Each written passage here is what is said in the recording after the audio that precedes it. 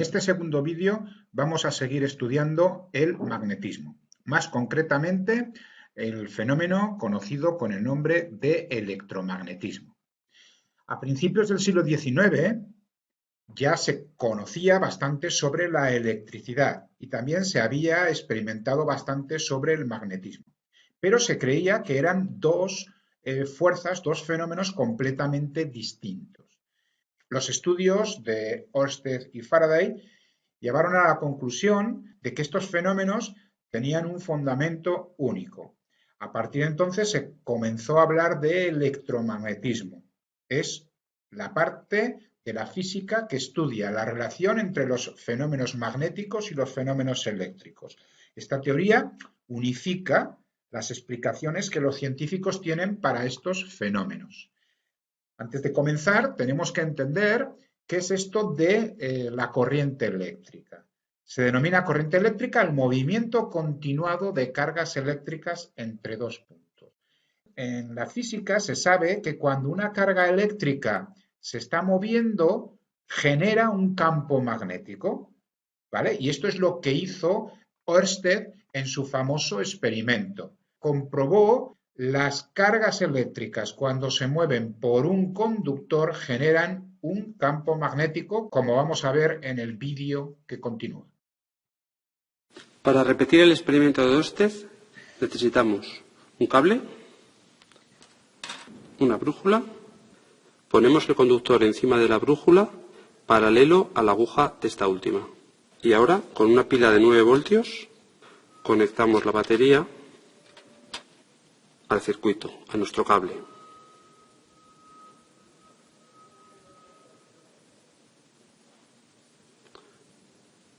Observamos que cuando se cierra el circuito, se desvía la aguja imantada de la brújula.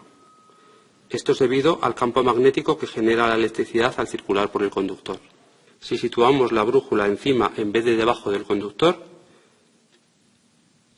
la desviación se producirá en el sentido contrario.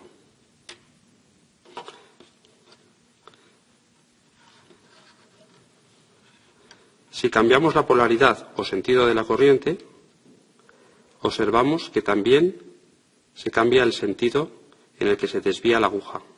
Si no tenemos brújula, no pasa nada. Podemos construir una nosotros mismos. Cogemos un tapón de corcho y cortamos una rodajita.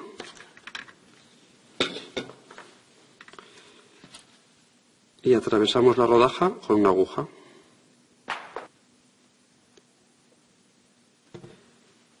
Ponemos un pequeño recipiente para que flote. Pero antes habrá que imantar la aguja. Con un imán pasamos varias veces la punta de la aguja por el imán y ya está imantada.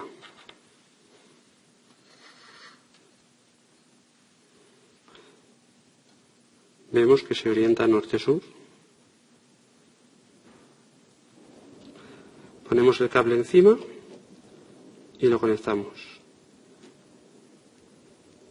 Y se observa cómo consigue desviar la aguja. Algo aparentemente tan sencillo como este experimento supuso el comienzo de toda una revolución. En este otro vídeo que vamos a ver a continuación, vamos a ver cómo se puede fabricar un electroimán. Yo os animo a que lo fabricáis en vuestras casas, con un simple clavo, con un simple cable y con una pila de petacas podemos llegar a ser capaces de hacerlo.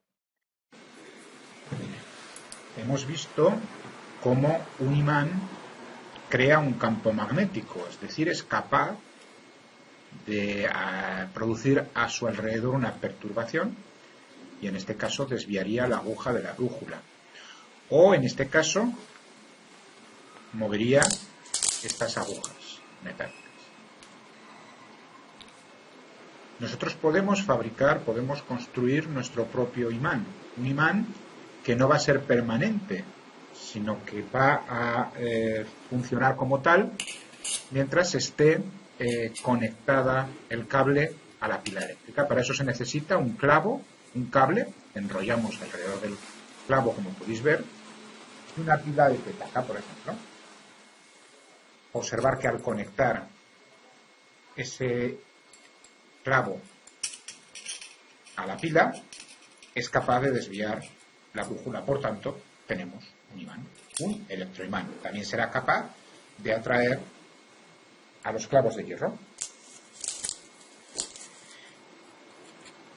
Los electroimanes actúan como imán mientras la corriente eléctrica pasa por el conductor. En el momento en que la corriente eléctrica no pasa por el conductor, desaparece el campo magnético. Esto se utiliza en la industria, por ejemplo, para esas grandes grúas que son capaces de transportar metales. En el momento en que quieran dejar de atraer a esos metales, se cortará la corriente eléctrica que pasa por el electroimán y entonces el metal caerá por la gravedad. Faraday, con su experiencia, también demostró la relación que había entre campo magnético y corriente eléctrica. Veámoslo en el siguiente vídeo.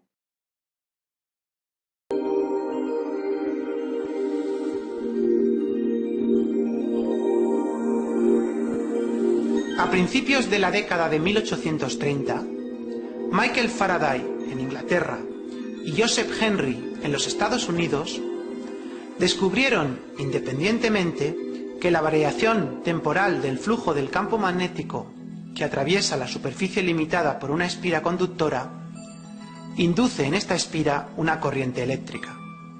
En sí mismo, el proceso se conoce como inducción electromagnética. La inducción electromagnética es el principio fundamental del generador eléctrico, del transformador y de otros muchos dispositivos de uso cotidiano. Para realizar una experiencia de inducción electromagnética se va a considerar el montaje de la imagen. En este montaje se dispone de una bobina con un gran número de espiras, conectada mediante dos cables a un amperímetro. Asimismo, también se hará uso de un imán. En primer lugar, se ajusta el amperímetro de modo que el cero quede en el centro de su escala. Se observa que cuando la corriente va en un determinado sentido, la aguja del amperímetro se desplaza, por ejemplo, hacia la izquierda del cero, mientras que si la corriente cambia de sentido, la aguja se desplaza hacia la derecha. En la imagen se indica el sentido de la corriente mediante flechas rojas, así como el desplazamiento de la aguja del amperímetro en cada caso.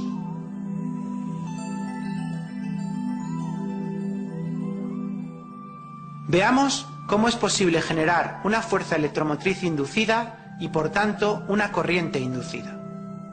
Cogemos el imán y lo acercamos y alejamos de la bobina, introduciéndolo y sacándolo de esta. Se observa en el amperímetro cómo se induce una corriente eléctrica cuyo sentido cambia si se acerca o se aleja el imán. Al acercar el imán, la aguja del amperímetro se desplaza hacia la izquierda, mientras que al alejarlo lo hace hacia la derecha. Sin embargo, no existe corriente inducida si el imán está en reposo respecto a la bobina. Puede verse en este caso que la aguja del amperímetro no se mueve. Si se cambia la orientación del imán y por tanto la de su campo magnético, se produce el mismo fenómeno, pero ahora el sentido de la corriente inducida es distinto que en el caso anterior. Al acercar el imán, la aguja del amperímetro se desplaza hacia la derecha, mientras que al alejarlo, la aguja se desplaza hacia la izquierda. Además, si el imán se acerca o se aleja más rápidamente, la corriente inducida es mayor. Como en el caso analizado anteriormente, no hay corriente inducida si el imán está en reposo respecto a la bobina.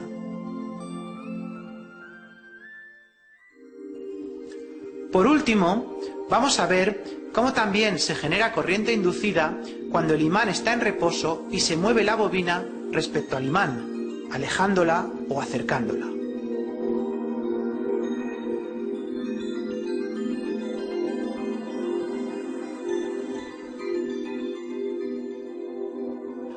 Al igual que en los casos anteriores, cuando no hay movimiento relativo entre la bobina y el imán, no existe corriente inducida y por lo tanto la aguja del amperímetro no se mueve. A este fenómeno se le conoce con el nombre de inducción electromagnética. En una bobina se van a inducir, se van a producir corrientes eléctricas siempre y cuando cambie el campo magnético que atraviesa esa bobina. Podéis observar, repitiendo lo que hemos visto en el vídeo, por ejemplo, cuando se acerca el polo sur, entonces la corriente eléctrica circula en un sentido, cuando se aleja el polo sur, se produce en el otro sentido. Cuando está quieto el imán o está quieta la bobina, no se produce corriente eléctrica. Esto se utiliza para producir la corriente alterna. La corriente alterna es la corriente eléctrica que llega a nuestros hogares.